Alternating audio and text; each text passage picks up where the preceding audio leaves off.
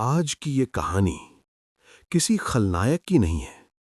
ये कहानी है उस इंसान की जिसे हर बार मौका मिला लेकिन पहचान कभी नहीं मिली।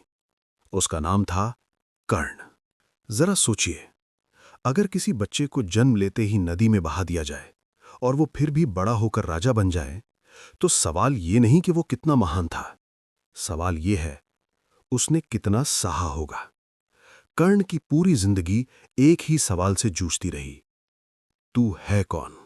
जन्म लेकिन अपराध जैसा। कर्ण का जन्म किसी पाप से नहीं हुआ था, उसका जन्म हुआ था वरदान से। कुंती एक मंत्र जानती थी जिससे देवताओं को बुलाया जा सकता था। सूर्यदेव प्रकट हुए और वहीं जन्म हुआ कर्ण का। लेकिन समाज तैयार नहीं था। एक अविवाहित स्त्री, एक दिव्य पुत्र और लोकलाज का डर। कुंती ने वो किया जो हर कमजोर इंसान करता है, त्याग। नवजात कर्ण को एक टोकरी में रखकर नदी में बहा दिया गया। सोचो, जिस बच्चे को सूरज ने जन्म दिया, उसकी पहली सांस अंधेरे में टूटी। नदी नहीं, किस्मत बह रही थी। नदी बह रही थी, लेकिन असल में कर्ण की किस्मत बह रही थी। वो बच्चा मिला एक सूत परिवार को, नाम मिला राधेय, और यहीं से शुरू हुई सबसे बड़ी विडंबना। कर्ण में सब कुछ था, शक्ति, बुद्धि, साहस, तेज, लेकिन समाज बोला तू सूत पुत्र है। अर्जुन वर्सेस कर्ण, असली शुरुआत। गुरुकुल में जब राजकुमार धनुष उठाते थे, कर्ण दूर खड़ा देखता था। वो सीख सकता था, लेकिन उसे सिखाया नहीं गया। वो लड़ सकता था, लेकिन उसे बुलाया नहीं गया।